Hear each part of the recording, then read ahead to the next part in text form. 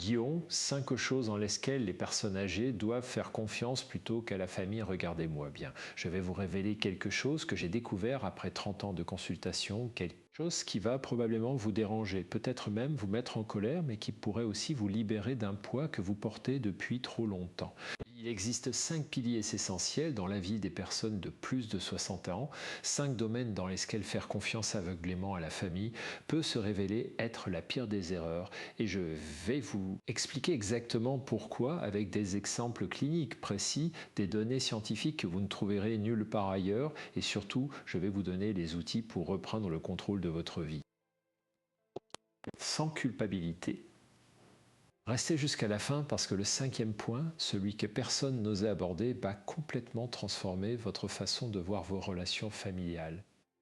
Mais avant de commencer, faites-moi une faveur, abonnez-vous maintenant et dites-moi dans les commentaires si vous avez déjà ressenti que votre famille prenait des décisions à votre place en pensant bien faire. Allez-y, écrivez juste un mot, n'importe lequel, je lis tout et je réponds personnellement. Voilà ce que personne ne vous dit jamais. La famille, cette institution sacrée, ce cocon protecteur dont on nous rebat les oreilles depuis l'enfance, peut devenir la cage dorée qui vous empêche de vivre pleinement vos dernières décennies. Je ne parle pas ici de situations d'abus ou de maltraitance évidente, non, je parle de quelque chose de beaucoup plus insidieux, de beaucoup plus répandu et paradoxalement de beaucoup plus accepté socialement. Je parle de cette tendance qu'ont nos enfants, nos neveux, nos proches à vouloir décider pour nous sous prétexte qu'ils nous aiment, qu'ils veulent notre bien, qu'ils savent mieux que nous ce qui est bon pour nous. Laissez-moi vous raconter l'histoire de Françoise, une patiente que j'ai reçue il y a 2 ans dans mon cabinet parisien. Françoise avait 68 ans, veuve depuis 5 ans, 3 enfants adultes, tous bien installés dans la vie, et elle est arrivée chez moi avec des symptômes dépressifs sévères. Pendant notre première séance, elle m'a confié quelque chose qui m'a frappé. Elle m'a dit, et je cite ces mots exacts, « Docteur André, j'ai l'impression d'être devenu invisible, comme si ma vie ne m'appartenait plus, comme si j'étais juste un meuble dont il faut s'occuper. » Quand j'ai creusé, j'ai découvert que ces enfants, avec les meilleures intentions du monde, avaient progressivement pris le contrôle de tous les aspects importants de sa vie. Il gérait ses finances parce que, disait-il, c'est compliqué à ton âge, maman. Il choisissait ses activités parce que, prétendait-il, on connaît mieux que toi ce qui est sûr. Il décidait même de ses relations sociales parce que, affirmait-il, on ne veut pas que tu te fasses savoir par des profiteurs. Résultat, Françoise ne vivait plus, elle survivait dans une bulle aseptisée créée par l'amour étouffant de ses enfants. Comprenez bien ce mécanisme psychologique fondamental. Nos proches, surtout nos enfants, ont développé pendant des décennies un schéma relationnel dans lequel ils étaient les protégés et nous les protecteurs. Ce renversement des rôles, ce moment où ils commencent à vouloir nous protéger n'est pas naturel, il est culturellement construit et surtout il est souvent prématuré.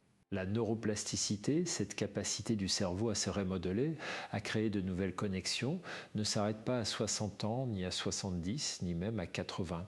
Des études récentes de l'Institut Max Planck ont démontré que les personnes âgées qui maintiennent leur autonomie décisionnelle présentent une activité cérébrale significativement plus élevée dans les zones liées à la planification et au jugement. Autrement dit, plus vous laissez les autres décider pour vous, plus votre cerveau s'atrophie dans ses fonctions. C'est un cercle vicieux redoutable. Vos enfants pensent bien faire en vous déchargeant des décisions complexes, mais en réalité, ils accélèrent votre déclin cognitif. Ironique, n'est-ce pas? L'amour mal compris devient toxique. Alors parlons du premier domaine dans lequel vous devez absolument reprendre votre autonomie, vos finances personnelles.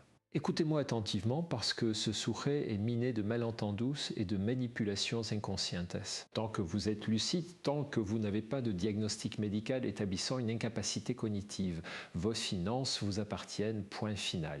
Je ne parle pas de gérer seul un empire financier complexe, je parle de conserver le contrôle et la connaissance de votre situation économique. Trop souvent, j'ai vu des femmes de votre âge qui ne savaient même plus combien elles avaient sur leur compte en banque parce que leur fils ou leur fille avait pris les choses en main. Cette dépossession financière est la première étape vers l'infantilisation complète. Permettez-moi de vous expliquer pourquoi c'est si grave sur le plan psychologique. L'autonomie financière est directement liée à l'estime de soi et au sentiment de contrôle sur sa propre vie. Quand vous ne savez plus ce que vous possédez, quand vous devez demander la permission pour dépenser votre propre argent, même de façon implicite, vous perdez votre statut d'adulte responsable. Votre cerveau enregistre ce changement et commence à ajuster votre comportement en conséquence. Vous devenez progressivement plus hésitante, plus dépendante, moins confiante dans vos propres jugements. C'est ce qu'on appelle en psychologie cognitive un biais de confirmation. Vos enfants pensant que vous n'êtes plus capable de gérer vos finances, ils prennent le contrôle, vous commencez à douter de vous-même. Vous faites des erreurs dues au stress et au manque de confiance et voilà, leur croyance initiale se trouve confirmée. Sauf que c'est leur intervention qui a créé le problème qu'ils pensaient résoudre. Laissez-moi vous donner un exemple concret avec Martine, une autre patiente, 63 ans, ancienne comptable, parfaitement lucide et compétente. Son fils unique, cadre dans une grande entreprise, avait décidé qu'il serait plus simple qu'il gère les comptes de sa mère. Il avait accès à ses relevés bancaires, il payait ses factures, il planifiait ses dépenses. Martine n'avait qu'à demander quand elle avait besoin d'argent. Le problème, c'est que progressivement, Martine a commencé à se sentir comme une enfant qui demande de l'argent de poche. Elle hésitait à s'offrir des choses qui lui faisaient plaisir. Elle se justifiait constamment. Elle avait développé une anxiété financière alors qu'elle avait une pension confortable.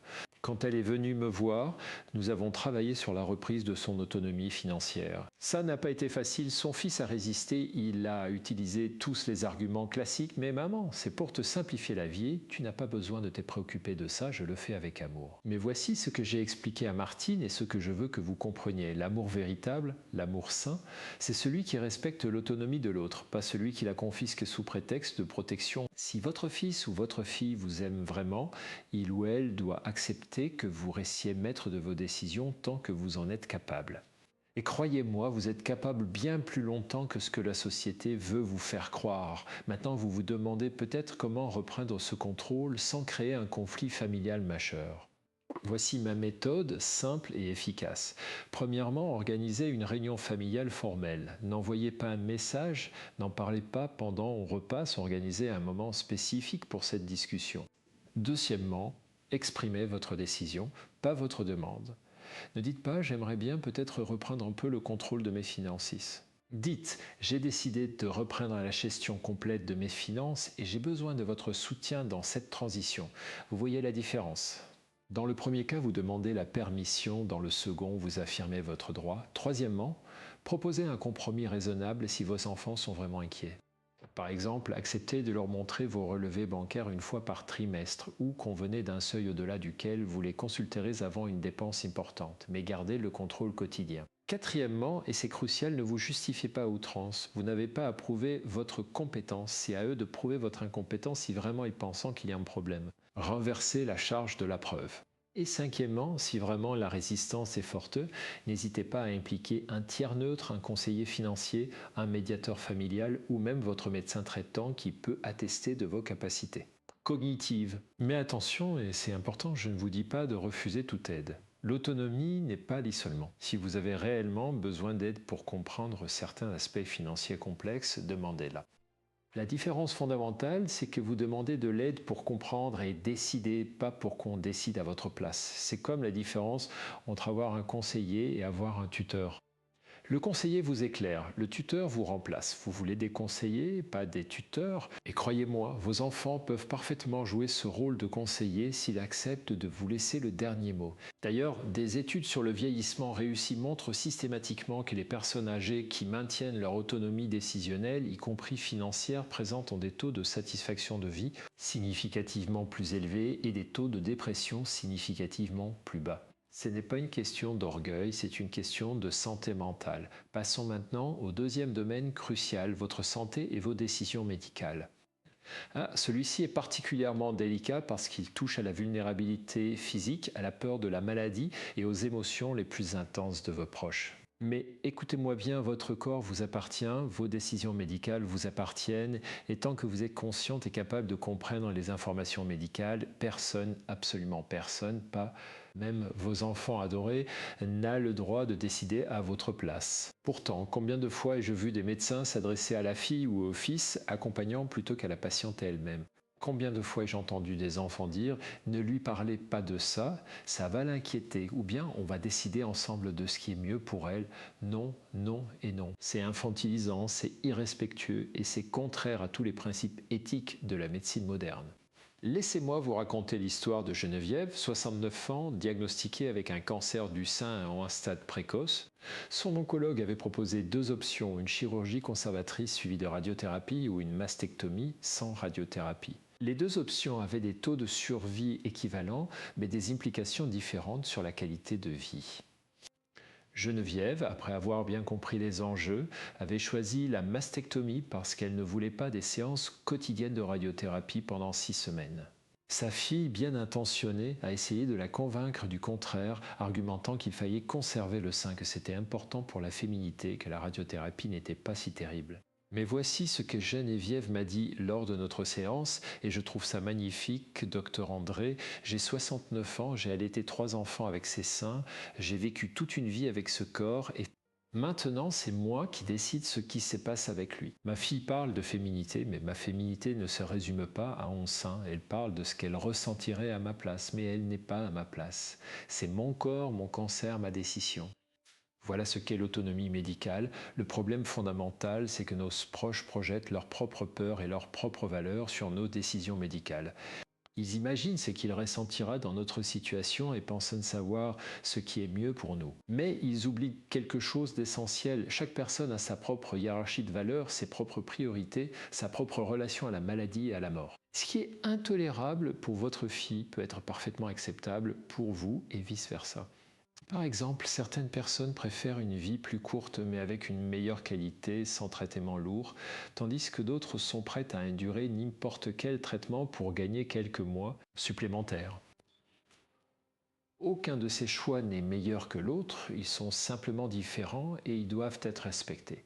La médecine moderne reconnaît d'ailleurs ce principe fondamental à travers le concept de consentement éclairé. Cela signifie que le médecin doit vous fournir toutes les informations nécessaires sur votre état, les options de traitement, leurs bénéfices et leurs risques, et ensuite c'est vous qui décidez, pas votre famille, vous. Vos proches peuvent être présents, ils peuvent poser des questions, ils peuvent vous aider à comprendre, mais la décision finale vous appartient. Alors comment s'assurer que cette autonomie soit respectée dans un contexte où souvent les médecins eux-mêmes ont tendance à s'adresser à la famille plutôt qu'aux patients? Voici mes recommandations pratiques. Premièrement, lors de vos consultations médicales, établissez dès le début que vous êtes la personne à qui le médecin doit s'adresser. Si vous sentez que le médecin parle plus à votre accompagnant qu'à vous, interrompez poliment et dites « Docteur, c'est à moi que vous devez expliquer, je suis la patiente ». Ça peut sembler évident, mais croyez-moi, beaucoup de médecins ont besoin de ce rappel. Deuxièmement, préparez vos consultations. Notez vos questions à l'avance, informez-vous sur votre condition, montrez que vous êtes engagée et compétente. Les médecins respectent les patients qui s'impliquent activement dans leur santé. Troisièmement, si vous le souhaitez, rédigez des directives anticipées. C'est un document légal dans lequel vous exprimez votre volonté concernant les soins médicaux que vous souhaitez ou ne souhaitez pas recevoir si vous devenez incapable de communiquer. C'est un outil puissant qui garantit que vos choix seront respectés même si vous ne pouvez plus les exprimer. Quatrièmement, désignez une personne de confiance. Ce n'est pas forcément un membre de votre famille, ça peut être une amie proche, quelqu'un qui connaît vraiment vos valeurs et qui les respectera. Cette personne sera consultée si vous ne pouvez plus exprimer votre volonté, mais attention, elle doit représenter vos choix, pas les siens. Et voici quelque chose que peu de gens savent mais qui est absolument crucial. Vous avez le droit de refuser un traitement même si ce refus peut raccourcir votre vie et même si votre famille n'est pas d'accord. C'est un droit fondamental. Évidemment, ce droit s'accompagne d'une responsabilité, celle de prendre une décision éclairée, c'est-à-dire basée sur une compréhension correcte des informations médicales. Mais une fois que vous avez compris, le choix vous appartient. J'ai eu une patiente, Simone, 82 ans, insuffisance rénale terminale, qui devait commencer la dialyse 3 fois par semaine. Après avoir bien compris ce que cela impliquait, elle a décidé de refuser. Elle m'a dit « Docteur André, j'ai eu une belle vie, j'ai fait ce que je voulais faire, j'ai aimé et été aimé. Et maintenant, je ne veux pas passer mes derniers mois attachée à une machine. Je préfère profiter du temps qu'il me reste, même si c'est moins long. Ses enfants étaient dévastés, il a supplié de faire la dialyse, il lui disait qu'elle abandonnait, qu'elle était égoïste. Mais Simone est restée ferme. Elle a vécu encore 8 mois entourée de ses proches, en paix avec sa décision. Lors de notre dernière conversation, quelques semaines avant son décès, elle m'a remercié de l'avoir soutenue dans son choix. Elle m'a dit que ces derniers mois avaient été difficiles physiquement mais profondément satisfaisants émotionnellement parce qu'elle avait vécu selon ses propres termes jusqu'au bout. Comprenez bien, je ne vous encourage pas à refuser les traitements médicaux. Je vous encourage à prendre vos propres décisions concernant votre santé, quelle qu'elle soit. Si vous voulez tous les traitements possibles, c'est votre choix et il doit être respecté. Si vous voulez une approche plus minimaliste, c'est aussi votre choix et il doit être respecté. L'essentiel, c'est que ce soit votre choix, pas celui de vos enfants, pas celui de votre médecin, le vôtre. Et pour que ce soit vraiment votre choix, vous devez vous informer, poser des questions, comprendre les enjeux et résister aux pressions émotionnelles de votre entourage. Ce n'est pas facile, je le sais parce que nos proches utilisent souvent la culpabilité comme levier. Ils disent des choses comme « si tu m'aimais, tu ferais cet effort » ou bien « pense à tes petits-enfants qui ont besoin de toi ». Ces arguments sont émotionnellement puissants mais logiquement fallacieux. Votre décision médicale n'a rien à voir avec l'amour que vous portez à vos proches. Vous pouvez les aimer profondément et quand même choisir ce qui est mieux pour vous, même si ça les attriste. D'ailleurs, un amour véritable devrait vous soutenir dans vos choix, pas essayer de vous manipuler émotionnellement pour que vous fassiez ce que l'autre veut. Parlons maintenant du troisième domaine et celui-ci va peut-être vous surprendre, votre vie sociale et affective.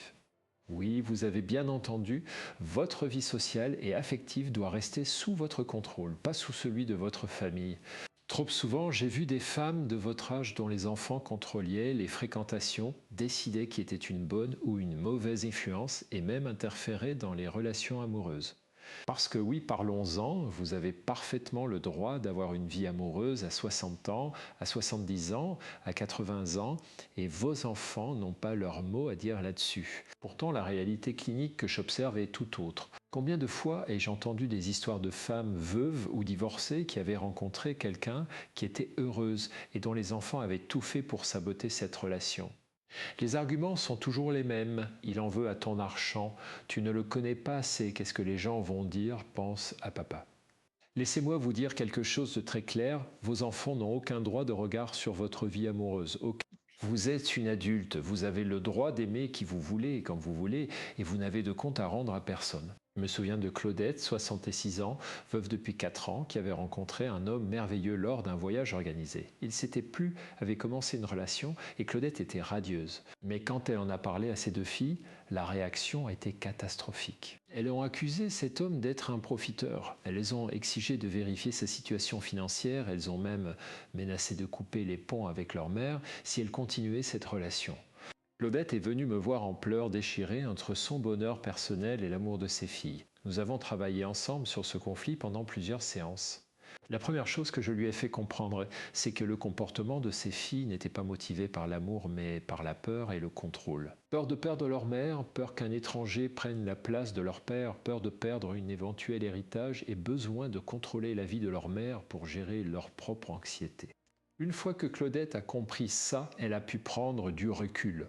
Elle a organisé une réunion avec ses filles et leur a dit quelque chose de magnifique que je vous encourage à retenir si vous vous trouvez dans une situation similaire. Elle leur a dit « Mes chéries, je vous aimais profondément, vous êtes mes filles et vous le serez toujours, mais je suis aussi une femme, j'ai des besoins affectifs et j'ai le droit d'être heureuse. Votre père me manque tous les jours, mais il est parti et je suis encore en vie. Je ne cherche pas à le remplacer, je cherche à continuer à vivre pleinement. Si vous m'aimez vraiment, vous devez accepter ça. Et si vous ne pouvez pas l'accepter, c'est votre problème, pas le mien. Je continuerai cette relation que vous le vouliez ou non, et j'espère que vous finirez par comprendre et par me soutenir. Cette position ferme mais aimante a été difficile à tenir pour Claudette, mais elle l'a fait. Ses filles ont résisté pendant quelques mois, puis progressivement, elles ont accepté. Aujourd'hui, 3 ans plus tard, Claudette vit avec son compagnon, ses filles ont une relation cordiale avec lui et tout le monde a trouvé un nouvel équilibre. Mais cela n'aurait jamais été possible si Claudette avait cédé aux pressions initiales. Comprenez bien le mécanisme psychologique à l'œuvre ici. Vos enfants ont grandi avec une certaine image de vous, l'image de la mère, de la femme de leur père, et ils ont du mal à accepter que vous puissiez être autre chose. Ils vous ont figé dans un rôle et tout ce qui sort de ce rôle les déstabilise, mais ce n'est pas votre responsabilité de rester figé pour leur confort psychologique. Vous avez le droit d'évoluer, de changer, d'explorer de nouvelles facettes de vous-même. C'est d'ailleurs essentiel pour un vieillissement réussi. Les recherches en gérontologie positive montrent que les personnes âgées qui continuent à explorer, à prendre des risques relationnels, à s'ouvrir à de nouvelles expériences, maintiennent une meilleure santé mentale, même physique. Mais la vie sociale ne se limite pas aux relations amoureuses. Je parle aussi de vos amitiés, de vos activités, de vos choix de loisirs. Trop souvent, les familles interfèrent dans ces domaines aussi. Elles trouvent que tel ami est une mauvaise influence, que telle activité est trop fatigante ou trop risquée, que tel voyage est déraisonnable. Écoutez-moi bien, à moins que vous ne présentiez des signes évidents de manipulation ou de danger, vos choix sociaux ne regardent que vous. Si vous voulez partir en voyage avec des amis, faites-le. Si vous voulez vous inscrire à un cours de danse, faites-le. Si vous voulez passer du temps avec quelqu'un que vos enfants n'apprécient pas particulièrement, faites-le. Vous n'êtes pas obligé de justifier chacun de vos choix sociaux. Encore une fois, il y a une différence entre demander conseil et demander permission. Vous pouvez écouter les inquiétudes de vos proches, les prendre en compte dans votre réflexion, mais la décision finale vous appartient. Je veux aussi aborder un aspect particulièrement délicat, celui des relations intergénérationnelles au sein de la famille élargie. Parfois, vos enfants essaient de contrôler vos relations avec vos petits-enfants, vos frères et sœurs ou d'autres membres de la famille. Ils décident quand vous pouvez les voir, dans quelles conditions et même de quoi vous pouvez parler avec eux. C'est inacceptable, vos relations familiales vous appartiennent. Si vous voulez voir vos petits-enfants plus souvent, dites-les. Si vous voulez renouer avec un frère ou une sœur avec qui vous étiez fâché, faites-le. Si vous voulez organiser des réunions familiales à votre façon, organisez-les. Ne laissez pas vos enfants devenir les gardiens de votre vie sociale, même au sein de la famille. D'ailleurs, les études sur les relations intergénérationnelles montrent que les grands-parents qui ont des relations directes et non médiatisées avec leurs petits-enfants contribuent de façon significative au développement émotionnel de ces derniers. Quand vos enfants contrôlent ces relations, ils privent non seulement vous, mais aussi vos petits-enfants d'une richesse relationnelle importante. Maintenant, vous vous demandez peut-être comment établir ces limites sans créer de conflits majeurs. Voici ma méthode. Premièrement, communiquez clairement vos besoins et vos limites. Ne supposez pas que vos enfants devraient comprendre automatiquement. Dites-le explicitement. Par exemple, j'apprécie que tu t'inquiètes pour moi, mais j'ai besoin que tu respectes mes choix concernant mes amitiés. Deuxièmement, restez ferme face aux tentatives de manipulation émotionnelle. Si votre fille dit « si tu fais ça, je vais être très inquiète », répondez calmement « je comprends que tu sois inquiète, mais je vais quand même le faire parce que c'est important pour moi ». Vous validez l'émotion sans céder sur le comportement. Troisièmement, créez des espaces de vie qui ne sont pas partagés avec vos enfants. Ayez des activités, des amitiés, des intérêts dont vous ne parlez pas systématiquement en famille. Vous n'êtes pas obligé de tout partager. Avoir des jardins secrets est sain et nécessaire à tout âge. Quatrièmement, si vraiment la situation devient toxique, n'hésitez pas à prendre de la distance. Vous pouvez aimer vos enfants et quand même limiter les contacts si ces contacts sont systématiquement conflictuels ou contrôlants. L'amour ne signifie pas tout accepter. Passons maintenant au quatrième domaine et celui-ci est absolument crucial, votre lieu de vie et votre mode de vie. Le fameux débat sur où et comment vous devriez vivre vos dernières années. Combien de fois ai-je entendu des enfants dire « Maman ne peut plus vivre seule, il faut qu'elle vienne habiter chez nous, ou bien il faut la mettre dans une résidence, ce sera plus sûr. » Et combien de fois ai-je vu des femmes parfaitement capables de vivre de façon autonome, se faire pousser vers des solutions qu'elles ne voulaient pas. Écoutez-moi attentivement, votre lieu de vie est une des décisions les plus importantes de votre existence et elle doit rester votre décision tant que vous êtes capable de la prendre. Vivre chez soi dans son environnement familier, avec ses repères, ses souvenirs, son autonomie, c'est un facteur majeur de bien-être psychologique. Les études gérontologiques sont formelles là-dessus.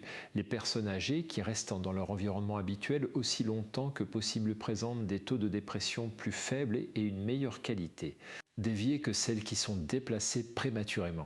Bien sûr, il y a des situations où un déménagement devient nécessaire quand la maison n'est plus adaptée aux capacités physiques, quand l'isolement devient dangereux, quand les soins nécessaires ne peuvent plus être assurés à domicile. Mais ces situations doivent être évaluées objectivement, pas sur la base de l'anxiété de vos enfants. Trop souvent, le vrai problème n'est pas votre capacité à vivre seul, c'est l'anxiété de vos enfants qui ne supportent pas l'idée que vous soyez seul. Ils projettent leur peur sur votre situation. Ils imaginent tous les scénarios catastrophes possibles et pour gérer leur propre anxiété, ils veulent vous déplacer. Mais gérer leur anxiété n'est pas votre responsabilité. Laissez-moi vous raconter l'histoire d'Yvette, 72 ans, qui vivait seule dans sa maison depuis le décès de son mari. Ses 3 enfants vivaient dans des vies différentes et s'inquiétaient constamment. Il l'appelait plusieurs fois par jour. Il voulait installer des caméras de surveillance. Il parlait de la faire venir habiter chez l'un d'entre eux. Yvette se sentait étouffée. Elle m'a dit « Docteur André, je ne suis pas une enfant, je ne suis pas malade. Je gère très bien ma vie, mais mes enfants me traitent comme si j'étais incapable. » Nous avons travaillé ensemble sur une stratégie de communication. Yvette a organisé une réunion familiale et a présenté un plan détaillé montrant comment elle gérait sa vie quotidienne. Elle a proposé des compromis raisonnables, accepter une aide ménagère une fois par semaine, installer un système d'alerte médicale, faire un point téléphonique quotidien à heure fixe. Mais elle a été ferme sur le fait qu'elle voulait rester chez elle. Elle a dit à ses enfants « Je comprends vos inquiétudes, mais j'ai besoin que vous compreniez que cette maison, c'est ma vie, mes souvenirs, mon autonomie. Tant que je peux la gérer, je veux rester ici.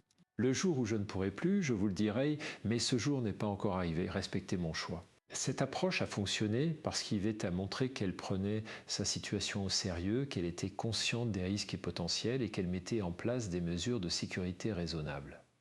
Ces enfants ont accepté parce qu'ils ont vu qu'elle n'était pas dans le déni, mais dans une gestion active de sa situation. Et voilà la clé pour que votre autonomie soit respectée, vous devez montrer que vous l'exercez de façon responsable. Cela signifie être honnête avec vous-même sur vos capacités et vos limites, accepter les aides nécessaires et mettre en place des systèmes de sécurité raisonnables. Mais cela ne signifie pas renoncer à votre autonomie par précaution excessive. Il y a une différence entre prudence et paralysie. La prudence consiste à identifier les risques réels et à les gérer. La paralysie consiste à éviter toute situation qui comporte le moindre risque.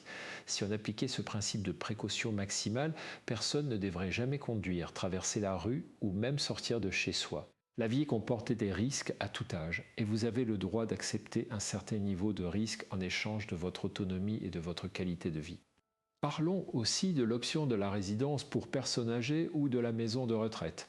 Ces lieux ont beaucoup évolué et peuvent être des choix tout à fait valables, mais à condition que ce soit votre choix, pas celui qu'on vous impose. Si vous décidez vous-même que vous préférez vivre dans une résidence où vous aurez des services de la compagnie et moins de responsabilités domestiques, c'est parfait.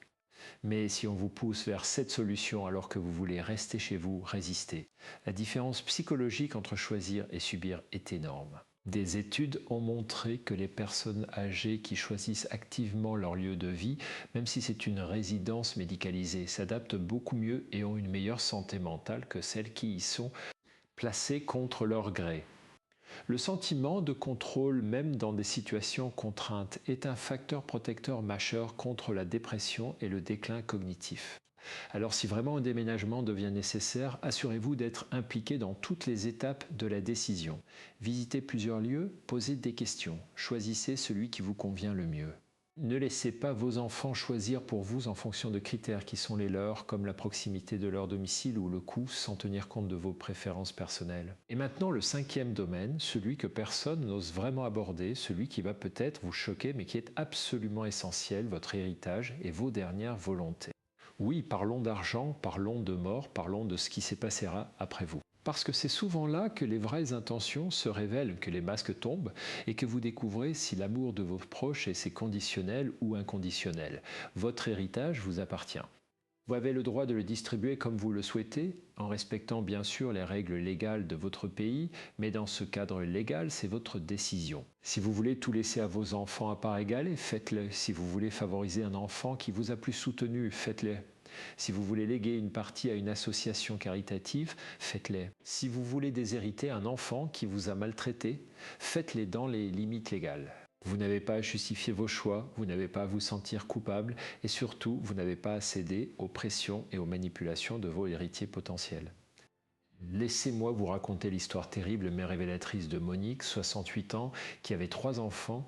L'aînée Sophie vivait à l'étranger et appelait sa mère une fois par mois. Le cadet, Thomas, vivait dans la même ville mais ne venait voir sa mère que pour les grandes occasions.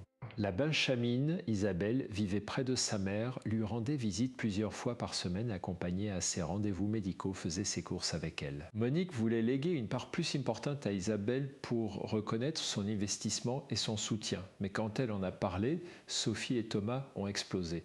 Ils ont accusé Isabelle de manipuler leur mère, ils ont menacé de couper les ponts, ils ont utilisé tous les arguments émotionnels possibles. Monique est venue me voir déchirée et culpabilisée. Elle se demandait si elle n'était pas injuste, si elle n'allait pas détruire sa famille. Nous avons travaillé ensemble sur cette question pendant plusieurs séances.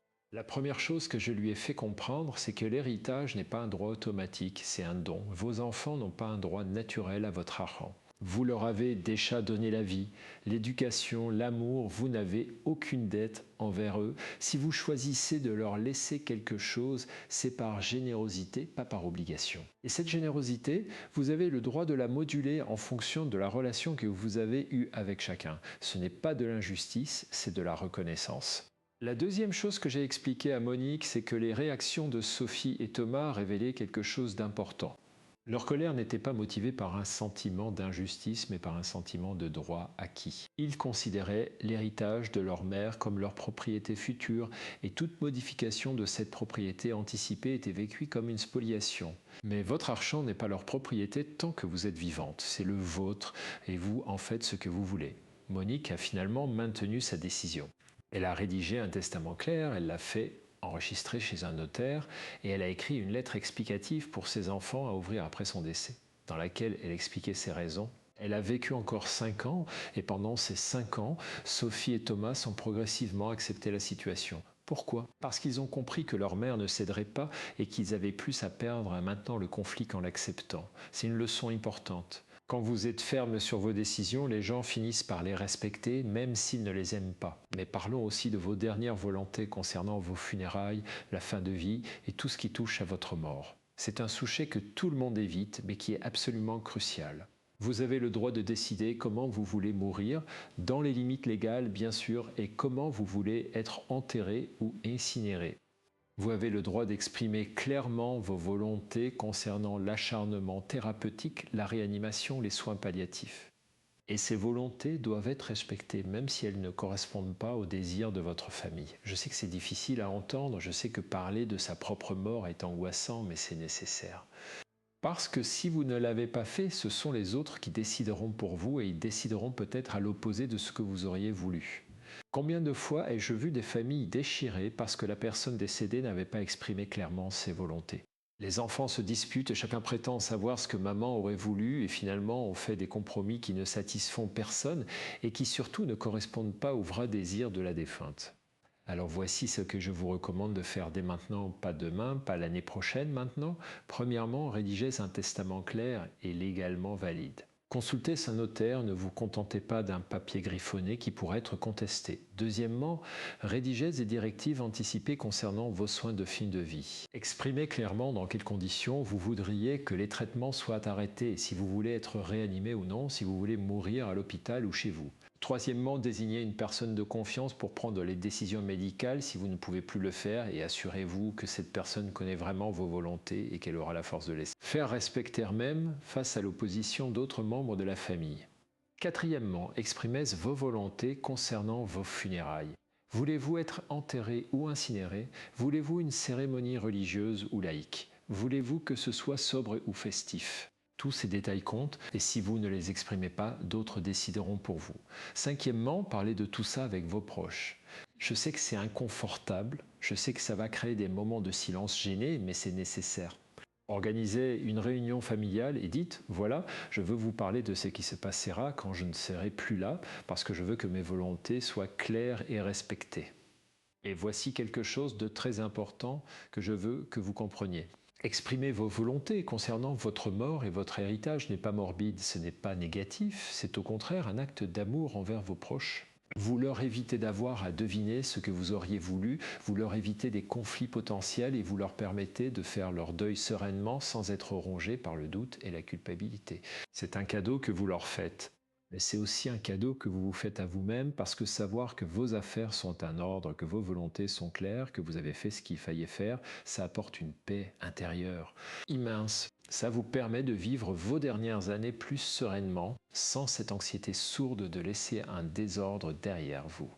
D'ailleurs, des études en psychologie positive montrent que les personnes qui ont clairement exprimé leur volonté de fin de vie présentent des niveaux d'anxiété existentielle significativement plus bas que celles qui évitent le souquet. Affronter la réalité de notre finitude, loin d'être déprimant, est en fait libérateur. Maintenant, je veux aborder un aspect que j'ai mentionné au début et qui mérite qu'on y revienne, la question de la confiance. Le titre de cette discussion parle de choses en lesquelles vous devriez faire confiance plutôt qu'à la famille. Alors en quoi devriez-vous faire confiance? Premièrement, faites confiance aux professionnels compétents. Quand il s'agit de finances, il se fait confiance à un conseiller financier indépendant, pas à votre fils qui pense y connaître parce qu'il a fait quelques placements. Quand il s'agit de santé, faites confiance à votre médecin qui a étudié pendant des années, pas à votre fille qui a lu des articles sur Internet. Quand il s'agit de questions juridiques, faites confiance à un notaire ou un avocat, pas à votre neveu qui connaît quelqu'un qui connaît quelqu'un. Les professionnels ont une expertise, une objectivité et surtout ils n'ont pas d'agenda émotionnel caché. Ils ne sont pas influencés par des héritages potentiels, des rivalités fraternelles ou des projections personnelles. Leur conseil est basé sur des faits, des lois, des meilleures pratiques, pas sur des émotions familiales complexes. Deuxièmement, faites confiance à votre propre jugement. Vous avez vécu 60, 70, 80 ans, vous avez accumulé une expérience de vie immense, vous avez traversé des épreuves, pris des décisions, géré des crises. Cette sagesse ne disparaît pas magiquement à un certain âge.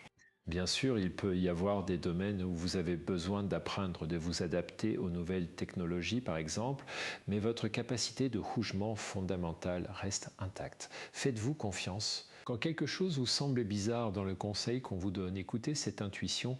Quand quelque chose vous semble injuste dans la façon dont on vous traite, faites confiance à ce ressenti. Votre expérience de vie est une boussole précieuse, utilisez-la. D'ailleurs, la recherche en neurosciences cognitives montre que les personnes âgées ont souvent une meilleure capacité de jugement dans les situations complexes que les jeunes adultes, parce qu'elles peuvent s'appuyer sur un répertoire d'expériences beaucoup plus vaste.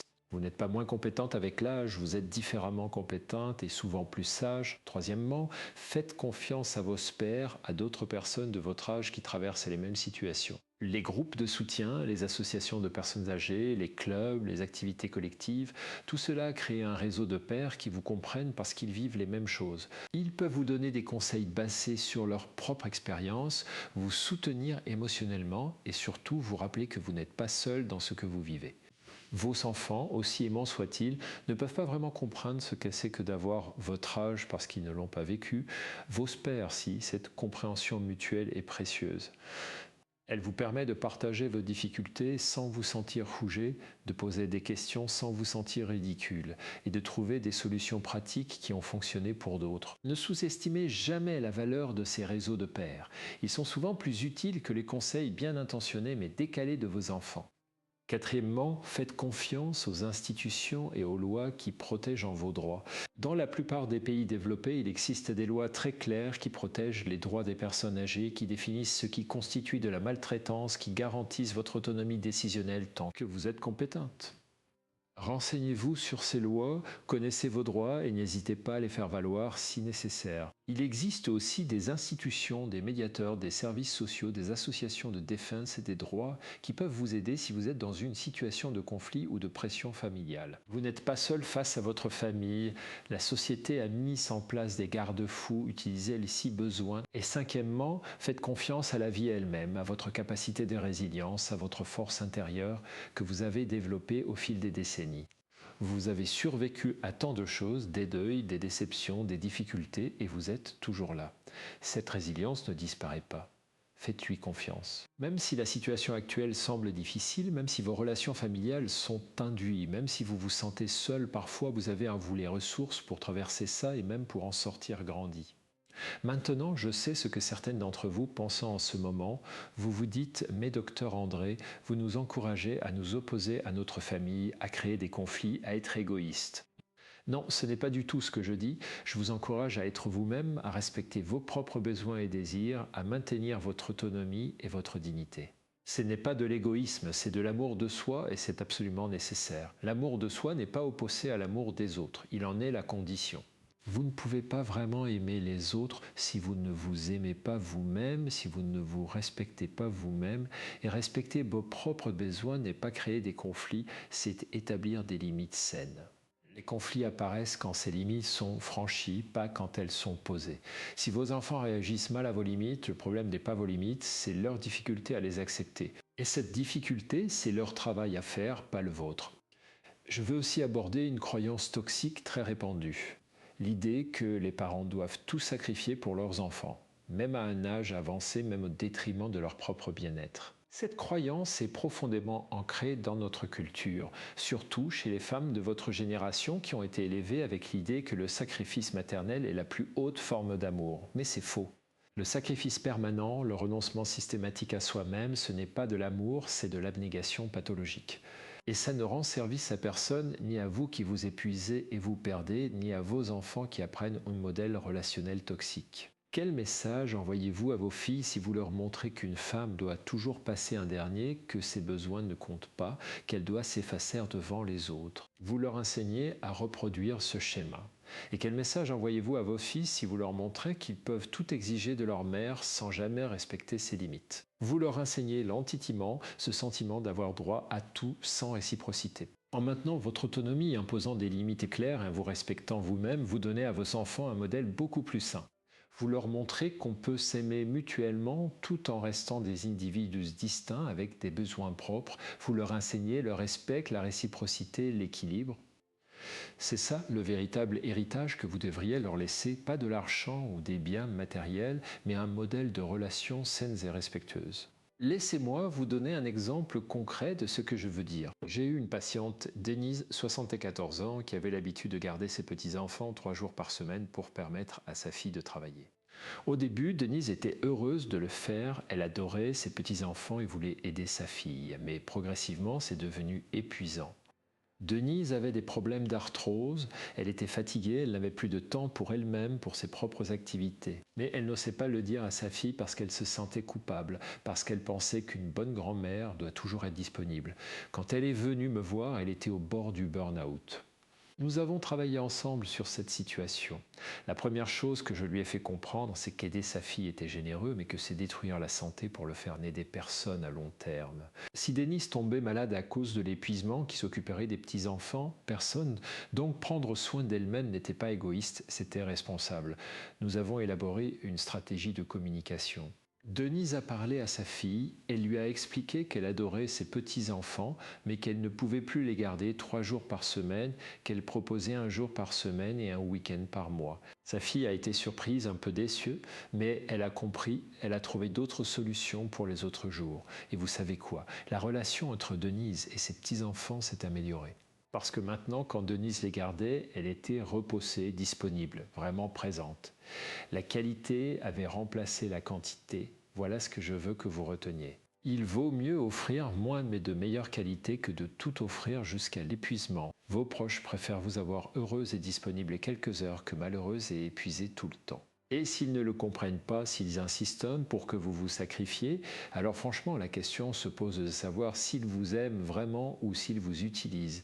L'amour véritable veut le bonheur de l'autre, pas son sacrifice. L'amour véritable accepte les limites de l'autre, il ne les combatte pas. L'amour véritable cherche l'équilibre, pas l'exploitation même bienveillante. Alors posez-vous cette question honnêtement, est-ce que vos proches vous aiment vraiment pour qui vous êtes ou est-ce qu'ils aiment ce que vous faites pour eux?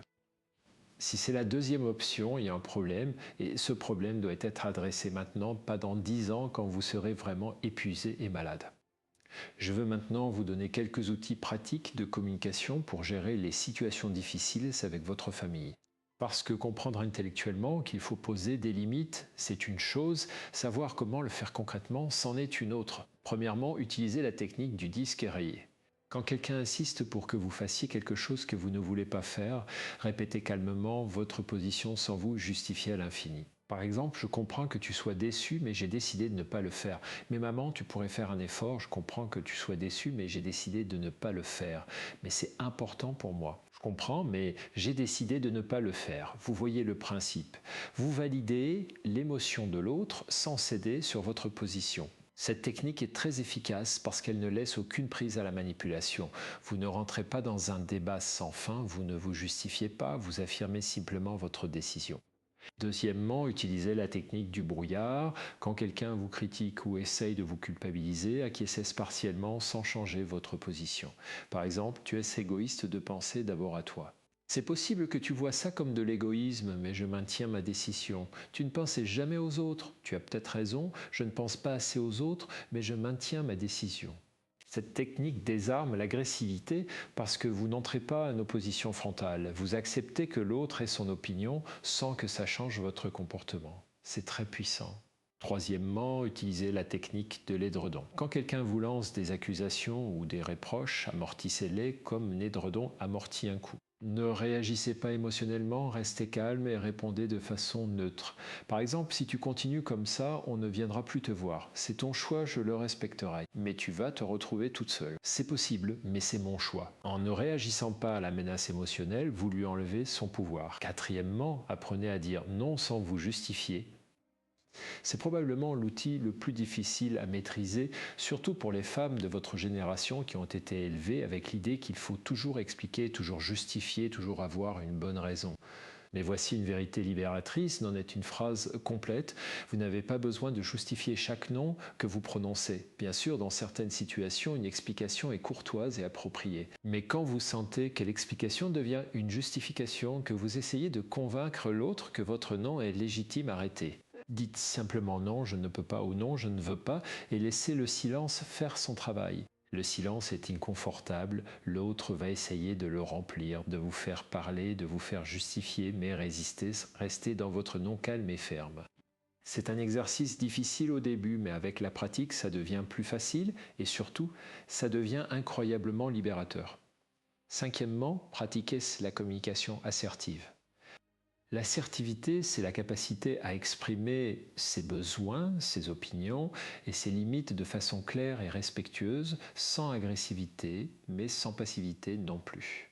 C'est le juste milieu entre être une carpette qui accepte tout et être une harpie qui attaque tout le monde. Pour communiquer de façon assertive, utilisez la structure suivante.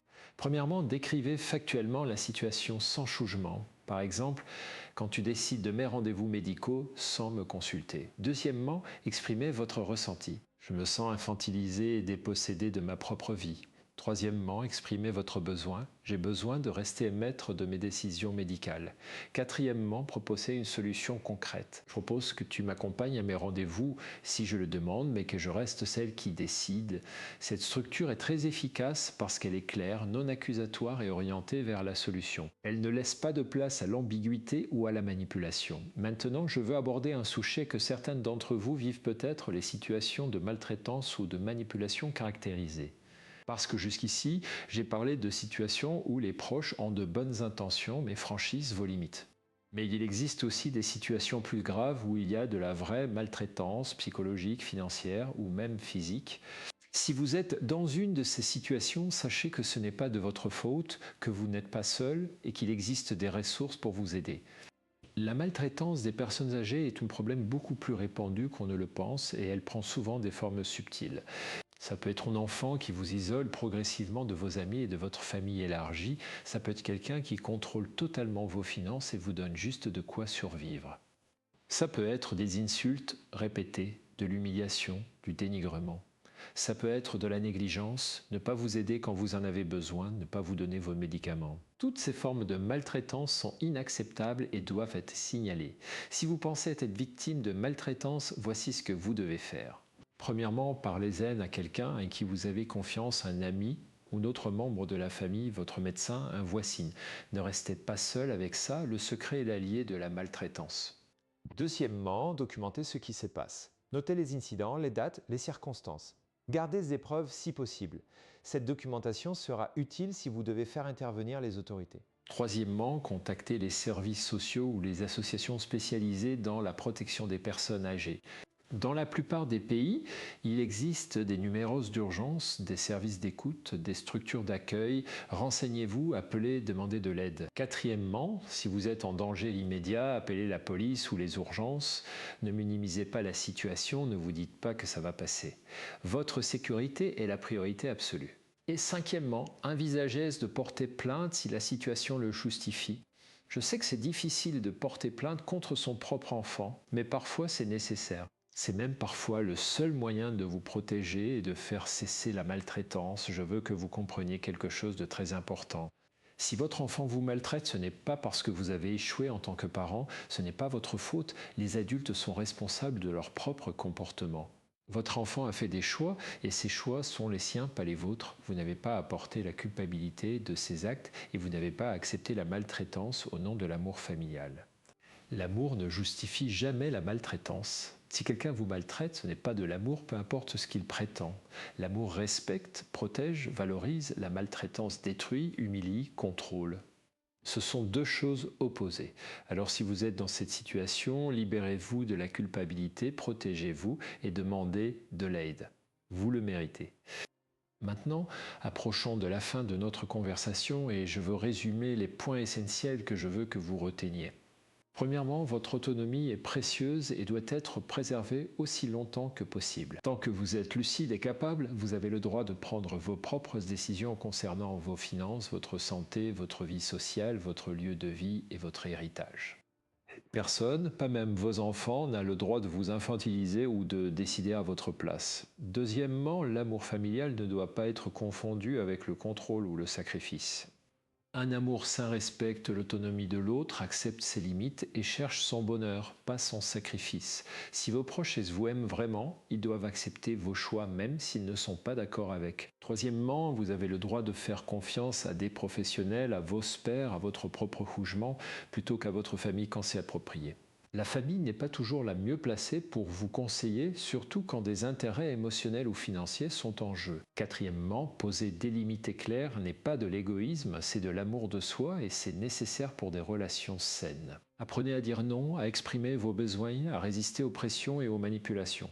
Cinquièmement, si vous êtes dans une situation de maltraitance, demandez de l'aide immédiatement. Vous n'êtes pas seul, vous n'êtes pas coupable et vous méritez d'être protégé et respecté. Et sixièmement, votre vie vous appartient jusqu'au bout. Ne laissez personne vous voler vos dernières années en vous imposant des choix qui ne sont pas les vôtres. Vivez pleinement selon vos propres termes, avec vos propres valeurs. Et si quelqu'un n'accepte pas ça, c'est son problème, pas le vôtre. Maintenant, je veux vous donner un défi pratique pour cette semaine.